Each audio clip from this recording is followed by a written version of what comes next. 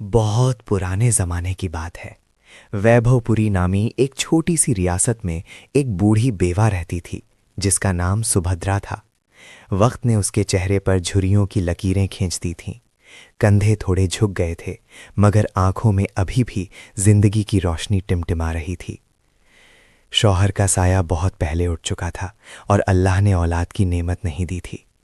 अपनी तन्हा जिंदगी में वो जंगल से लकड़ियां इकट्ठी करती, उन्हें बांधकर गठड़ी बनाती और शहर के बाजार में बेचकर अपना गुजारा चलाती थी। एक दिन कालिदास जंगल में लकड़ियां चुन रही थी कि अचानक दरख्त की डाल पर हरकत हुई। सुभद्रा ने डरते हुए ऊपर देखा। एक अजीब मंजर उसकी आंखों के सामने था। एक बंदर, मगर कोई आम बंदर नहीं। उसके जिस्म का रंग सुनहरा भूरा था। गर्दन के चारों तरफ सफ़ेद खाल की एक कुदरती माला सी बनी थी और वो आंखें नाकाबिले यकीन हद तक ज़हीन और मेहरबान थीं, जैसे किसी इंसान की रूह उनमें बसी हो।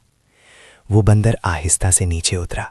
सुभद्रा हैरत से वहीं खड़ी रह गई, मगर बंदर ने कोई ख़तरनाक हरकत नहीं की। उसने आहिस्ता से ज़मीन पर बिखरी लकड़ियाँ उठाना शुरू कर दी और एक जगह जमा करने लगा।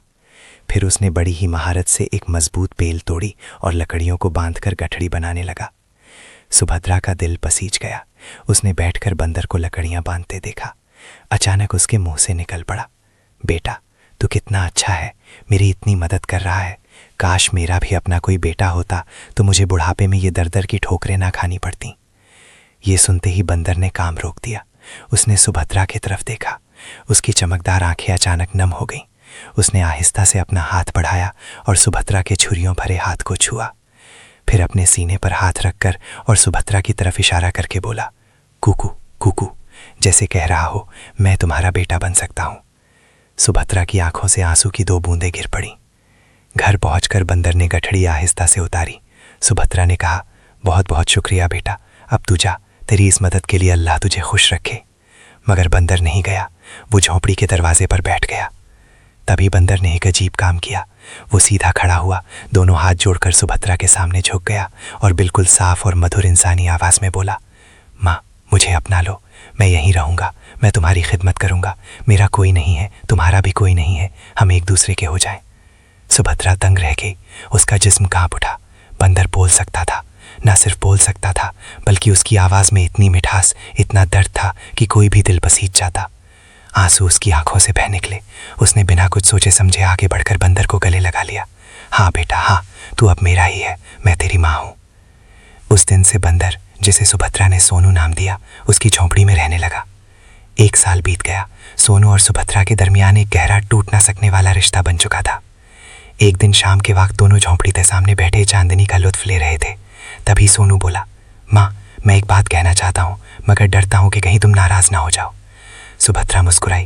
कहना बेटा, तू मुझसे कुछ भी कह सकता है। सोनू ने गहरी सांस ली। माँ, मैं इस रियासत के महाराजा वीरवर सिंह की इकलौती बेटी राजकुमारी मृणालिनी से शादी करना चाहता हूँ। सुभद्रा का मुंह खुला का खुला रह गया। लम्हे भर के लिए उसे लगा कि उसके कानों ने ठीक सुना है या कोई भ्रम है। फिर वो ठहाका मारकर हंस पड़ी। अरे अहमक बेटे, ये कैसी हंसी की बात करता है? तू बंदर है और वो राजकुमारी, ये तो हो ही नहीं सकता। बादशाह तो तुझे देखते ही तीर से मार गिराएगा। सोनू का चेहरा संजीदा हो गया। वो सुभद्रा के पैरों पर गिर पड़ा और हाथ जोड़कर बोला, माँ मैं जानता हूं ये नामुमकिन लगता है, मगर मेरी यही ख्वाहिश है। तुम्हारे चरणों की दहाई है, सिर्फ एक बार राजा के पास जाकर मेरा पैगाम रख दो। अगर वो इनकार कर दे तो मैं सारी जिंदगी उसका जिक्र भी नहीं करूंगा। माँ ये मेरी आखिरी ख्वाहिश है। सुभद्रा के दिल पर इस मिन्नत का गहरा असर हुआ। आखिरकार वो मान गईं। अगले दिन सुबह सवेरे सुभद्रा अपने सादा कपड़ों में ही महल की तरफ चल पड़ी। महल का शानदार दरवाज़ा, ऊंची दीवारें और सजे धजे पहरेदार देखकर उसका दिल धड़कने लगा। दरबानों ने रोककर पूछा, कहाँ जा रही है बूढ़ी? ये शाही महल है, भीख मांगने की जगह नहीं। सुभद्रा ने हाथ जोड़कर कहा, भाई मुझे महाराजा से एक इंतहाई ज़रूरी बात करनी है, बराए कृपा अंदर जाने दो। पहरेदार हंसे। तेरी जैसी लातादाद औरतें रोज महाराजा से जरूरी बात करने आती हैं, जा यहां से। मगर सुभद्रा ने हार नहीं मानी। वो मुसलसल मिन्नत करती रही। आखिरकार एक बूढ़े दरबान को तरस आ गया और उसने उसे अंदर जाने दिया। दरबार का मंजर आंखों को चकाचौंध कर देने वाला था। तख्त पर महाराजा वीरवर सिंह जलवा अफरोज थे। चारों तरफ वजीर, सरदार और सिपाही खड़े थे। सुभद्रा कांपते हुए आगे बढ़ी और तख्त के सामने घुटनों के बल बैठ गई। राजा ने सख्त आवाज में पूछा, कौन हो तुम और क्या चाहती हो? सुभद्रा का गला सूख रहा था। वो बोली, महाराज, मेरा नाम सुभद्रा है। मैं एक गरीब बेवा हूं। मेरी एक मिन्नत है, मगर कहने में बड़ी शर्म आती है। डरो मत, साफ कहो, राजा ने कहा। सुभद्रा ने हिम्मत जमा की। महाराज, मेरा एक बेटा है। वो इंसान नहीं है, वो एक बंदर है। दरबार में सन्नाटा छा गया। फिर कुछ लोग मुस्कुराने लगे, कुछ हंसने लगे। सुभद्रा ने आगे कहा, इसकी ये ख्वाहिश है कि वो आपकी बेटी राजकुमारी मृणालिनी से शादी करे। मैं इसी के कहने पर यहाँ आई हूँ। बराई कृपा इस रिश्ते को कबूल कर लें। एक लम्हे के लिए पूरा दरबार खामोश रहा। फिर राजा का गुस्सा खौफनाक अंदाज में फूट पड़ा। क्या कहा? एक बंदर? मेरी मृणालिनी की शादी एक बंदर से? पागल हो गई है बूढ़ी? तेरे दिमाग में कीड़े पड़ गए हैं क्या? उन्होंने हाथ के इशारे से सिपाहियों को हुक्म दिया, इस पागल औरत को यहां से बाहर फेंक दो। सिपाहियों ने बेरहमी से सुभद्रा को पकड़ा और महल की सीढ़ियों की तरफ घसीटा। वो गिरती पड़ती चिल्लाती हुई सीढ़ियों से लुढ़कती चली गई। जैसे ही सोनू ने सुभद्रा को जख्मी हालत में देखा, उसकी आंखें आग बन गईं। वो दौड़कर आया और सुभद्रा को सहारा देकर अंदर ले गया। सुभद्रा ने गुस्से और तकलीफ से भरकर एक लकड़ी का डंडा उठाया और सोनू पर वार करते हुए चिल्लाई, देख लिया ना तेरा क्या? तेरी इस अहमकाना ख्वाहिश ने मेरी जान ले ली। सोनू ने डंडे के 2-3 वार सहन किए, फिर आंसू भरी आंखों से सुभद्रा से लिपट गया।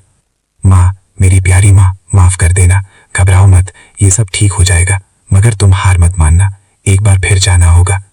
फिर जाना? सुभद्रा चीखी, तू मेरी जान लेकर ही दम लेगा क्या? सोनू ने जवाब नहीं दिया। उसने अपने गले से एक चमकदार इलाही रोशनी से भरपूर मोतियों की माला निकाली। माला के मोती नीलम और चांदी से जुड़े हुए थे और हल्की सुनहरी चमक फैला रहे थे। उसने माला को हाथों में लेकर कुछ नामालूम मीठे मंत्र पढ़े और फिर सुभद्रा के जख्मों पर फूंक मारी। एक हैरत अंगेज वाकया रूनुमा हुआ। माला से एक नरम सुनहरी रोशनी की किरणें निकलीं और सुभद्रा के जिस्म पर फैल गईं। उसके सारे जख्म, खराशें, चोटें लम्हे में ठीक हो गईं। खून बहना बंद हो गया, दर्द गायब हो गया। सुभद्रा हैरान रह गई। अब उसे यकीन हो गया कि सोनू कोई आम मखलूक नहीं है। सुभद्रा तीसरी बार जब दरबार में पहुंची तो राजा का गुस्सा कुछ ठंडा हो चुका था। उन्होंने तंजिया मुस्कुराहट के साथ कहा, तो बड़ी जिद्दी है बूढ़ी। ठीक है, मैं एक शर्त पर तेरे बंदर बेटे को अपना दामाद बनाने को तैयार हूं। सुभद्रा की आंखों में उम्मीद की चिंगारी जगी। क्या शर्त है महाराज? राजा वीरवर सिंह ने महल की खिड़की से बाहर सुभद्रा की दूर दिखाई देती झोंपड़ी की तरफ इशारा करते हुए कहा, कल तुलुए आफताब से पहले इस रात के इख्तिताम तक तेरी वो टूटी फूटी झोंपड़ी इस महल से ऊंचा एक शानदार महल बन जाना चाहिए। इस महल में मेरे यहाँ के खिदमतगारों से दुगनी खिदमतगार मौजूद हों और इस नए महल से मेरे महल तक के रास्ते पर खालिस रेशम के कालीन बिछे होने चाहिए। अगर ये हो गया तो मैं शादी कबूल कर लूँगा। दरबार में हल्की हल्की मुस्कुराहट फैल गई। सब जानते थे कि ये नामुमकिन था। सुभद्रा का चेहरा उतर गया, मगर उसने सर झुकाकर कहा, जैसी आपकी मर्जी महाराज। वो मायूस दिल से लौटी। घर पहुंचकर उसने सोनू को सारी बात बताई। देख लिया बेटा, राजा ने हमें नामुमकिन शर्त दे दी है, अब तू अपना दिल मार ले। मगर सोनू का चेहरा चमक उठा। माँ, बस इतनी सी बात? यही तो मैं चाहता था। ये सब कल सुबह तक हो जाएगा, तुम फिक्र मत करो। रात हुई, चांद आसमान में चमक रहा था। सुभद्रा ने दुआ की और सोने के लिए लेट गई। आधी रात के वक्त सोनू ने अपनी वो इलाही माला निकाली। वो झोपड़ी के बाहर गया, आसमान की तरफ देखा और माला को हाथ में लेकर बुलंद आवाज में कहने लगा, ए पाक मोतियों की माला, ए देवी शक्ति की अलामत, मेरी मन्नत सुनो। इस नेक औरत की झोपड़ी को इस शाही महल से ऊंचा एक शानदार महल बना दो। इस महल में 400 खिदमतगार मौजूद हों और इस महल से शाही महल तक के रास्ते पर लाल रेशम के कालीन बिछ जाएं। ये कहते ही माला से एक तेज रोशनी फूटी जो पूरे सहन में फैल गई। हवा में एक मीठा सा मौसीकी का सर गूंजने लगा। फिर एक हैरत अंगेज नज़ारा सुभद्रा की आंखों के सामने रूनुमा होने लगा। वो पुरानी झोंपड़ी आहिस्ता आहिस्ता गायब होने लगी। उसकी जगह संगे मरमर के सफ़ेद पत्थर उगने लगे। लम्हे में एक वसी 3 मंजिला चोटियों और मेहराबों से सजा हुआ शानदार महल खड़ा हो गया। महल के दरवाजे सोने चांदी से जड़े थे, खिड़कियों में रंगीन शीशे थे, सहन में फव्वारे छिलछिलाने लगे और वाकई एक लाल रेशम का कालीन चमकती हुई मशलों की कतारों के साथ सीधा शाही महल के दरवाजे तक पहुंच गया।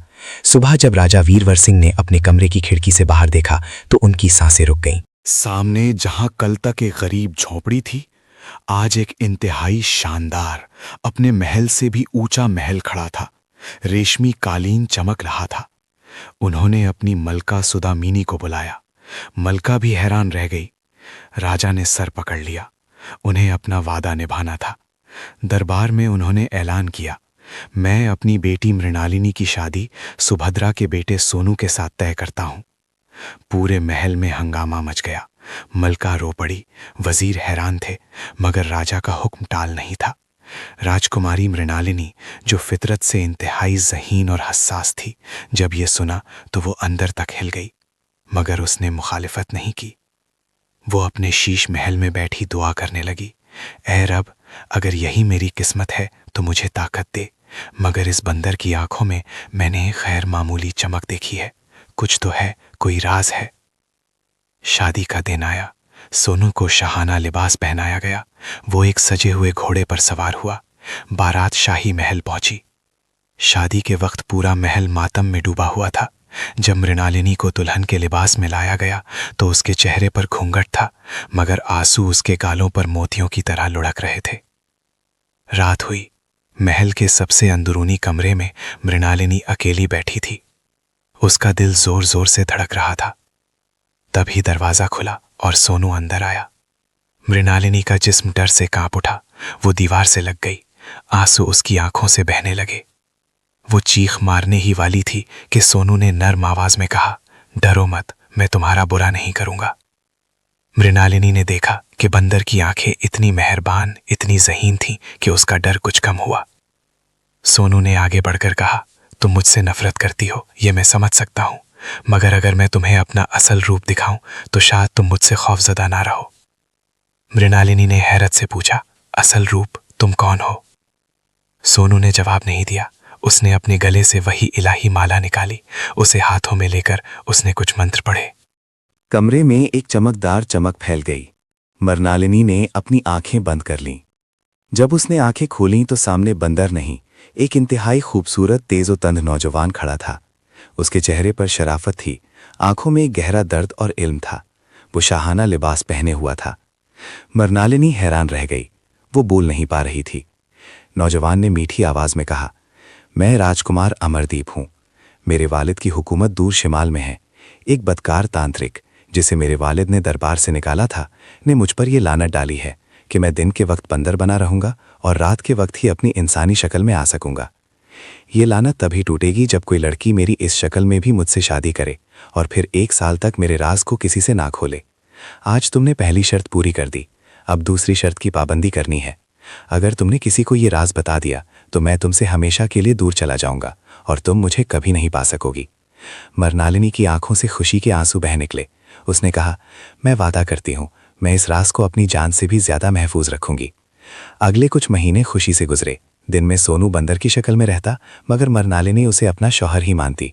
रात होते ही अमरदीप अपनी असल शक्ल में आ जाता और दोनों साथ वक्त गुजारते। एक दिन शाही महल में एक शानदार तकरीब मुनक्किद हुई। राजा के एक दोस्त की बेटी की शादी थी। दावत मिलने पर अमरदीप ने मृणालिनी से कहा, तुम अकेले जाओ, मैं वहां पोशीदा तौर पर मौजूद रहूंगा, मगर याद रहे मेरा राज किसी को नहीं बताना। मृणालिनी ने वादा किया। तकरीब में उसकी वालिदा मलिका सुदामिनी आई और उसके पास बैठ गईं। मलिका की आंखें भर आईं। उन्होंने मृणालिनी का हाथ थाम कर कहा, बेटी, तो कितनी बदकिस्मत है, इतनी खूबसूरत, इतनी गुणवान, और तेरा शौहर एक बंदर। मेरा दिल चीख कर उठता है जब मैं तेरी हालत सोचती हूँ। काश तुझे भी कोई मुनासिब राजकुमार मिलता। माँ के इन अल्फाज ने मृणालिनी के दिल को छलनी कर दिया। उसका सारा अज़्म, सारा वादा भूल गया। जज्बात में बहकर वो बोल उठी, माँ, वो बंदर नहीं है, वो मेरा शौहर राजकुमार अमरदीप है। वो रात को इंसान बन जाता है। वो एक लानतज़दा राजकुमार है। ये कहना था कि अचानक महल में एक तेज हवा का झोंका आया। सभी चिराग बुझने लगे। मृणालिनी ने देखा कि महल के दूसरे कोने पर, जहां अमरदीप पोशीदा तौर पर खड़ा था, एक तेज रोशनी की चमक हुई और फिर अंधेरा छा गया। जब चिराग फिर जले तो अमरदीप गायब था।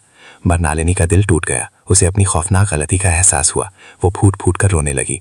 अगले दिन मृणालिनी ने अपने वालिद से इजाजत ली और अहद किया कि वो अमरदीप को ढूंढ कर ही लौटेगी। उसने सुनहरी लाठी और सुनहरी ज्योति पहनी और एक अनजाने सफर पर निकल पड़ी।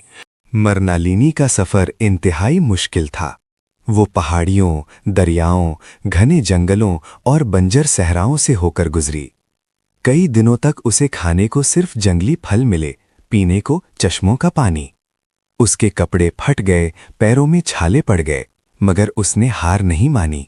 वो हर गांव, हर झोंपड़ी में जाकर पूछती, क्या आपने एक खूबसूरत राजकुमार अमरदीप को देखा है?